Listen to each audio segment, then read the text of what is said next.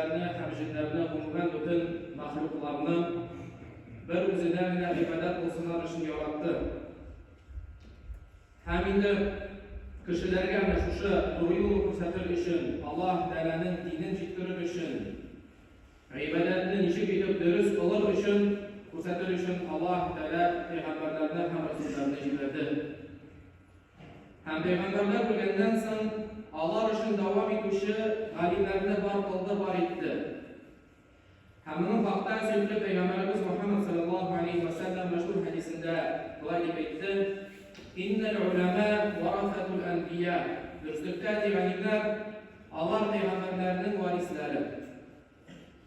"Ва иннал анбия лам юваллиду динаран ва ла дирхама." Һәм ул пәйгамбәрләр dinlarını da, dirhamını da biraz edip kaldırmada değil. Yani bir dini de mal kaldırmayı idiler değil. وَاِنَّمَا وَرَّثُ الْعِلْمَ فَمَنْ أَخَذَهُ أَخَذَ بِحَرْبٍ وَافِرٍ. Allah değil, var ki ilim kadar kaldıra idiler değil. Kimden kim? Ama alsa, geçmişe ilimini alsa, üzerine bir zor ölüş olan olur değil. Allah'ın Resulü aleyhisselam. Şu an burada muhterem cemaat, alimlerini zorlav, Allah'ını hürmet etу, Allah'ını özünden üstten turu dinden. Hem bu İslam dininin bir negizi, bir asılı. Hem büyük Rabbimiz Allah Teala özü, alimlerini üstün kıldı, özü Allah'a karata ihtiram gösterdi. Rabbimiz Allah Teala Kur'an-ı Kerim'de "Euzu billahi mineşşeytanirracim. Bismillahirrahmanirrahim. يرفع الله الذين آمنوا منكم والذين أوتوا العلم درجات." Allah Teala sizin aradan iman getirgen bendelerine hem bölüm verilgen kişilerini derecelerde küteler ise derecelerge küteler yavattı. Şulayb Allah'ın Resulü aleyhisselam galimlerinin ehemmiyetini gösterip etti. Olduğu yaşlarda Müslümanlığı hürmet etü, Kur'an'ı bölüşünü, hem şunun bilen amel kılışını değil, hürmet etü, adile bulan sultanını, cidelşini, padişahını hürmet etü, bunlar barısı da Allah Teala'nın büyükleri oldular. Şulaydır, eğer kişi zorlarını, oğullarını hürmet etse, eğer adam balası alimlerini hürmet etse, Allah'a kişi halkın bilse, şulay adil bulan imamlarını hürmet etse, bu kişi Allah Teala'nın büyüklerden bulup sanalır değil.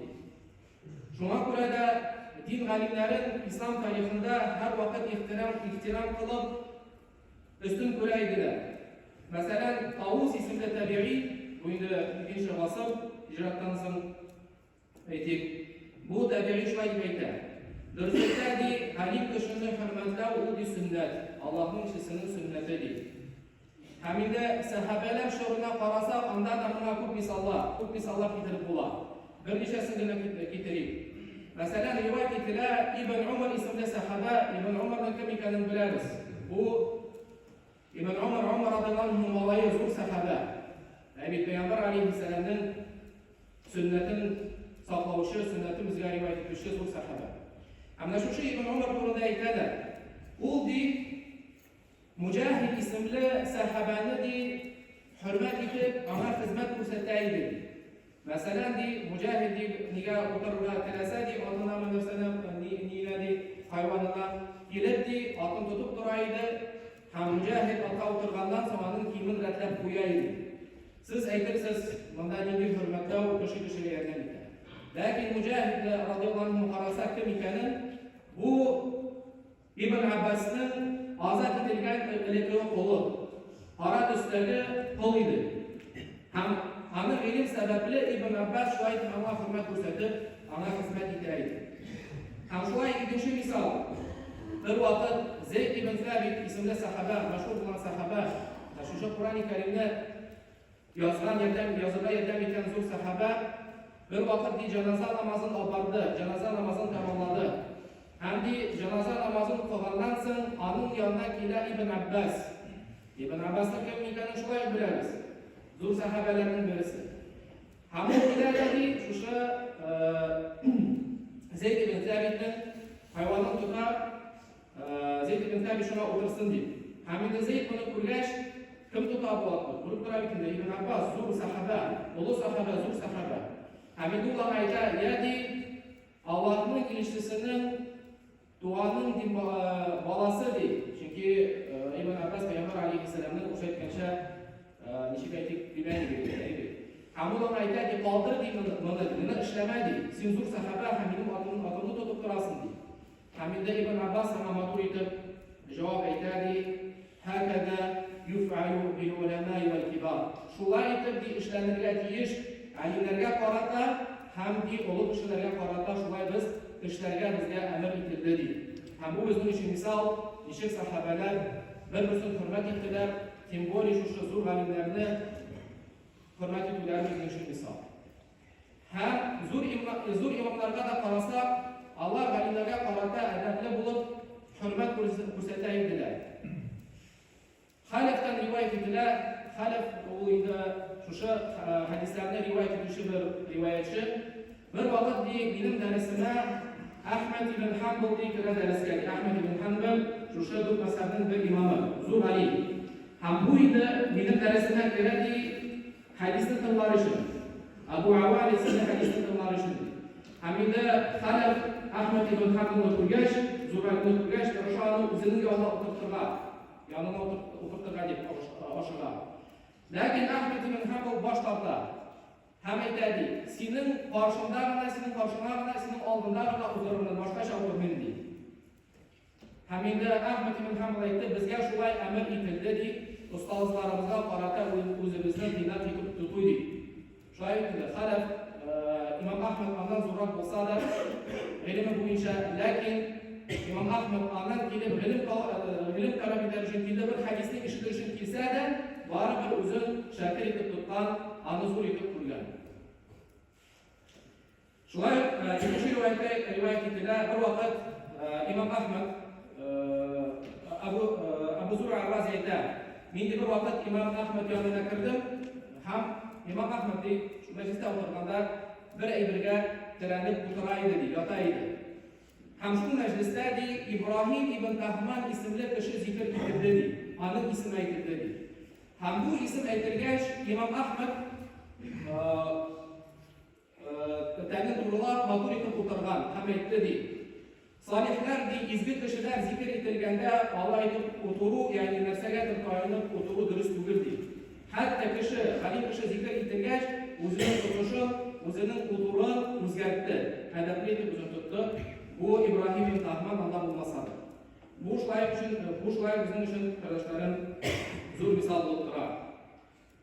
Һәм мөхтәрәм җәмәгать, ни өчен соң Аллаһ Субханаһу ва Тәгалә, ни өчен соң бу дин шул хәтле галимнәрне, остазларны шундый зур дәрәҗәгә күтәрә? Чөнки бу галимнәр бу диннең сакчылары. Алар бу динне төрле яңалыклардан, алар бу динне үзгәртүдән саклыйлар. Кешеләргә туры юлны күрсәтәләр, динне аңлатып бирәләр. Шайтанның һәм дин дошманларының мәкерләрен ачыклап бирәләр. Шуңа күрә дә Раббыбыз Аллаһ Субханаһу ва Тәгалә галимнәргә буйсынырга, аларга итагать итәргә әмер итте. Бик Раббыбыз Аллаһ Тәгалә әйтә: "Ва ати'уллаһа ва ати'ур-расул ва улил амри минкум." Аллаһ Тәгаләгә, аның расулына һәм сезнең арагызда булган галимнәргә нәрсә итагать кылыгыз, аларны тыңлагыз, аларга буйсыныгыз. Һәм инде мәшһүр галимнәрнең берсе булай дип галимнәрне сыйфатлады. Дөреслекдә ди, алар галимнәр, аларның җирдәге ди дәрәҗә күктәге йолдызлар кебек ди. Алар ди караңгылыкта адашкан кешегә юлны күрсәтәләр. Шуңа күрә дә ди, кешеләр су белән ризыкка караганда галимнәргә күбрәк мохтаҗ ди. Һәм инде монда сорау туа, ничек итеп галимнәрне хөрмәтләргә, ничек итеп галимнәрне өстен күрергә. Һәм мәсәлән, иң беренче хөрмәтләү, иң зур хөрмәтләү ул нәрсә була, шушы галимнәрнең гыйлемнәрен өйрәнү, аны тарату. Бу галимнәр бу гыйлемне язганнар ни өчен? Без аны укып, аннан үзебезгә гыйлем алсын өчен һәм шуның белән Аллаһка гыйбадәт кылсын өчен аны яздылар. Теге китап булып, полкаларда матур язсын өчен түгел. Һәм шуңа күрә дә иң зур хөрмәтләү ул галимнәрнең китапларын, аларның гыйлемнәрен өйрәнү. Икенчедән, шушы галимнәрнең исемнәрен, тормышларын өйрәнү, аларны белү. Hayır kardeşlerim, kızgançlığa karşı bugünün günde çok Müslümanlar alimlerinin kim ikenlerin, isimlerin, turmuşların bilmiyorlar. Говоришь название сподвижников, говоришь название ученых, которые жили в третьем веке, во втором веке, никто не знает, кто это такой Люцифер. Но когда говоришь современных ученых, у всех на языке они, да? Шуңа күрә дә игътибарлы булырга кирәк. Әлбәттә, галимнәребезнең тарихын, аларның тормышларын белергә кирәк. Икенчедән, шушы галимнәрне яхшы сүз белән генә искә алу. Хаталары булса да, аларны күрсәтмәү, аларны оныту. Һәрбер адәм баласы, ничек әйтик, хата ясый. Һәм галимнәр дә хата ясарга мөмкиндер. Ләкин без Müslüman olarak şuşa galimlerden hataların söylemezke yaşarıya tiyişmiz. Üçüncüden şuşa galimler için, Allah için dua kulu. Allah Teala'dan sorav, Allah Teala Allah'ın günahlarını yapılmasın deyip, Allah Teala Allah'ın kılgan izli amellerini kavgalardan kılsın deyip. Hem bu kuruna mesela elektrik kitaplarını okuyanda, elektrik galimlerin kitaplarını okuyanda anda kurasın. Birinci bulup başlı galim. Ya hem Allah Teala'nı hem benim kardeşlerimle, benim ustazlarımla afuf etsin deyip, her vakit şulay dua kılaydılar. Bu indi alimlerinin edebi hem Allah'ın sünneti. Sonundan İslam bulgan alimlerge kelgende ustazlarga, bu indi Allah'ın hürmeti bulur şuşu alimlerinin hallerini bölüşü. Kızganç'a karşı şuşu bugünkü gündəki alimlerini bilmeyiz, unutabız, Allah'ın hallerini bölüşmeyiz. Allah'ın halleri bizge ulaşu vakitte kaçan общий сбор объявляет, кого-то дом сгорел, кого-то муж умер, тогда только нужно внимание. Ләкин Аллах бұл қати ешкілі. Хамиді хаталары болса, бірақ айыплары болса, шулай аларны оныту. Бірақ хата ясаса, янына келіп матур етіп аңа насихат айту. Шулай аларның шушы галимлерге қарата әдәпләргә келгәндә үзеңне тыйнап тоту. Галимлер сөйләшкәндә остазлар алдында үзеңне тыйнап тоту. Кызганычка каршы яшьләребез арасында бу. İmam çıksa, imam bağa сөйләсә, яисә имам бер мәҗлистә булса, телефонларын чыгарып, бер-берсе белән сөйләшеп утыралар. Бу сәләфләрнең, бу табигъиннәрнең, сахабаларның эше түгел. Алар үзләрен шулай тотмады. Имамнар килгәндә, остазлар килгәндә үзләрен тыйнап итеп тута иделәр. Һәм инде һәр вакыт шушы остазларның, алимләрнең кешеләр арасында булсынмы, үзе арасында булса да, һәр вакыт аларның дәрәҗәләрен зурлау. Шуңа күрә дә мөхтәрәм җәмәгать, алимнәрнең, остазларның кадерен белик, балаларны дөрес итеп тәрбия бирик. Әгәр халык арасында алимнәрнең дәрәҗәсе зур булса, безнең балаларыбыз шуларга охшарга тырышыр, шуларга ияргә тырышыр. Һәм шул вакытта инде динебез дә таралып, динебезнең дә дәрәҗәсе зур булыр. Һәм шундый кагыйдәне үзебезгә алыйк. Никадәр син гыйлемне үстен күрсәң, күпме зурласаң гыйлемне, шул кадәр сиңа ул гыйлем биреләчәк. Чем ты больше ценишь знания, тем больше они тебе будут даны. Кызганычка каршы бүгенге көндә бер дәресне башлыйбыз, бер дәресне башлыйбыз. Яисә әйтәләр, хәзрәт, приедьте к нам в мечеть, дайте нам уроки. В первый день 50 человек, на второй день 20, на третий день 5 человек остается. Это наше отношение к знаниям, это наше отношение к ученым, поэтому этого знания у нас нет. Һәм инде шуны әйтергә кирәк, бүгенге көндәге проблемалардан ни өчен яшьләр, ни өчен халык галимнәренә хөрмәт итми? Аларга карата тиешле, аларның тиешле хакларын үтәми. Беренче булып тора шул сәбәпләрнең беренчесе, без ничек итеп гыйлемне таләп итүне белмибез. Ничек итеп дөрес гыйлем алуны аны без күрмәдек белмибез. Мәсәлән, элек 70 ел дәвамында без динсез булдык, мәдрәсәләр ябылды, остазлар булмады, күрмәде. Һәм инде шуннан соң 90-нчы елларда дин ачылды. Һәм һәрбер кеше китаплар алып, интернетка кереп үзенә гыйлем таләп итте. Ләкин шәкер остазга барып, остаздан гыйлем таләп итүчеләр әз булды. Шуның сәбәпле дә ничек итеп гыйлем таләп итүне күп яшьләр белмиләр. Как себя правильно держать перед ученым, как правильно требовать знаний, многие не знают. Ни өчен? Чөнки алар моны күрмәде. Һәм инде кемнең мөмкинчелеге булса, аны күрергә кирәк. Һәм аны кайда күреп була? Шушы мәдрәсәләргә килеп, шушы мәчетләргә килеп, шуннан гыйлем таләп итеп, шунда гына ул күренә. Пәйгамбәр алейхиссалам вакытыннан алып, Bugungi kunga tikli butun g'aliblar shu ravishda ilmni talab etdilar. Bir kunda ayrim kitoblar o'qib o'tirmadi. Şeyler ko'p finalashib internetda o'tirmadi. Qarasa Jibril alayhissalomning hadisi, Payg'ambar alayhissalomning yoniga kelib, uning oldidan o'tirib ilmni talab etdi. Ham boshqa sahobalar da. Masalan, Payg'ambar alayhissalom vaqtida har vaqt bugungi kunga tikli narsa darslar olib boralaydi, ham kishilar shunda kelib alimlardan ilmni talab etadilar. Hamini shunga ko'ra da zo'r bizning bugungi problemaning sababi shu biz ishib etib ilm talab ettirgan bilmaymiz, alimlarni ustozlarni ko'rmadik, shuning sababi. Ikkinchisi, bugungi kunda ko'pgina yoshlar shu alimlarni, ustozlarni o'zlari uchun aytaylik imtihon etib ko'radi, как экзамен, или же по-русски сказать, как триггер. So'raylar, sen endi g'alimni, endi shayxni tinglaysan. Agar unda shayxni tinglasan, sen bizdan tinglamasang, sen bizdan tug'il deb, bugungi kunda bu shayxlar, ustozlar, как это, для экзаменационного вопроса начали использовать. Bu shulay dinga to'g'ri kelmay, bu dinimizdan tug'il. Ham shulay uchinchi sabab, qay bir kishilardan eshittirgan to'g'ri keladi, Allah aytadilar, bugungi g'alimlar elektrli g'alimlarga qaraganda xayrliroq g'alimlar deb aytuvchilar da bor, hamdini eshitganimiz bor. Narsa deb aytadilar. Ular vaqtida kompyuter yo'q, bizning vaqtimizda kompyuter bor, любой вопросga qo'yish kirtasizda shay Google senga javob beradi aytadi. Ham shunga ko'ra da ular deydi, yaxshiroq deydi, ularning bilimi deydi, zo'roq ko'proq deydi, ular bunday hadislarni biladi deydi. Ham bu zo'r xato. Ham ularning shayxlarining birisi aytdi, kimki shulay deb o'ylaydi, kimki o'ylaydi, oxirida g'alimlar birinchi g'alimlarga qaraganda yaxshiroq deydi, ularning dalillarini qarab deydi. Bunday kishilar ne sababli shulay o'ylaydi? Chunki lam ya'rif haqiqat ad-din va la hal as-salaf was-sabiqin. Chunki bu kishilar dinning tabiatini, dinning haqiqatini bilmaylar, ham elektrli g'alimlarning narsa hallarini bilmaylar. Ham shundan da ko'pgina yoshlar, ko'pgina yigitlar shu g'alimlarimizning tarixlarini, ularning fazilatini bilmaylar. Кто из нас читал хоть одну книгу про имама Ахмада, хоть одну книгу про имама Абу Ханифу? Кто изучал?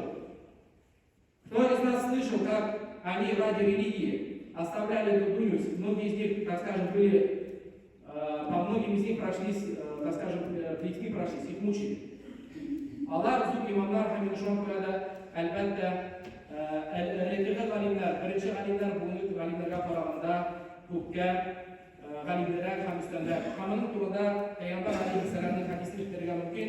Payg'ambar alayhissalom aytdi, qiyomat kuni oldinda deb Alloh taolo kishilardan bir narsa ilmni olir deb.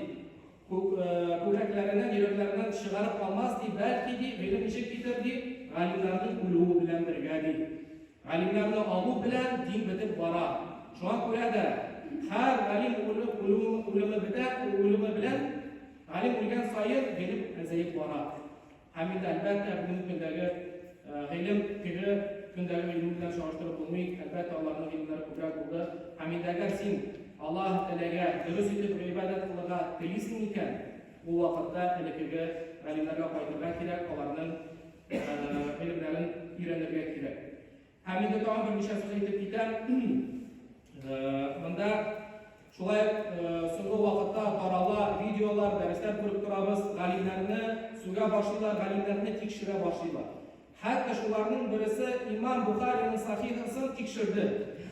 Sahih muhitmi hadislarini tekshirdi. Bunga kundagi g'alim tekshirdi Imom Buxoriyning jiyintig'ini. Butun islom ummati, butun g'alimlar aytdi, Qur'oni Karimdan so'ng keluvchi kitob bu Imom Buxoriyning kitobi. Bu kishi uni tekshirdi. Albatta endi bu adabsizlik, hamladonlik. Hamida masalan, qaybirovlar Alloh saqlasin, shu g'alimlar turida turli so'zlar ayta boshlaydilar. Hamning turida aytib ketdik, Payg'ambar alayhissalom aytdi, kimki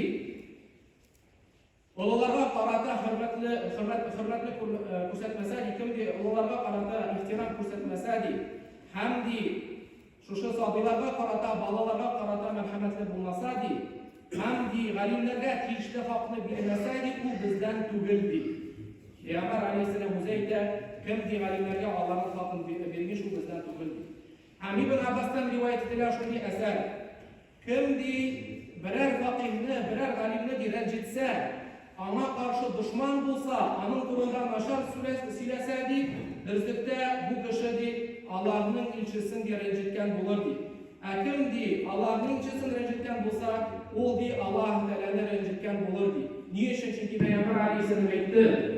Kim di benim valime, benim yakın bendeme karata di, tursa di, ona rencitse di, min ona karata di nese, soğuşna ilan eden, min ondan soğuşan di beyde, bir Rabbimiz Allah Teala. Hamide İmam Ebu Hanife etti. Eğer di valimler, Allah Teala'nın valileri bulmasa, bu dünyada kavimindi vali bula Allah. Hamide İmam Ebu Hanife etti. Şu hadisleri kilgen vali, ya Allah Teala'ya yakın tutan bende, bu valimler di, fakirler di. Ham şu an burada перед как открывать рот по отношению к какому-то ученому, будь готов к тому, что ты можешь навредить самому себе, тем самым, что Аллах Субхану против тебя объявит войну. Ham Allah Teala bizi bundan saklasın. Hem şu akıl yerleri, adillik yerleri, Allah her vakit galimlerini yaxşı söz bilen zikir ederler. Allah her vakit galimlerinin hataların yaşarıya tırışalar. Kafirlerge kilgende, münafiklarga kilgende, alır kilisince şundan kullanırlar. Galimlerinin hatalarını kurseterler, galimlerge karşı eybirler sililer. Niçin? Çünkü galimler bitse, galimler yurtta çıksa, galimlerin avtoritetleri bitse, kişiler adaşa hem hayvan bulup kalar. Hem şu an burada İbn Asakir'den rivayet ettiler, dürüstlükte di, galimlerinin itleri di, bu dininde di, avrulardan it, hem şunu aşıran kişi, nefse elbette ulaşır. Ve kulu kavli hâdâ ve estağfirullah li ve lekum ve lisâiri cemaatil muslimin. إنه هو الغفور الرحيم السميع الدعاء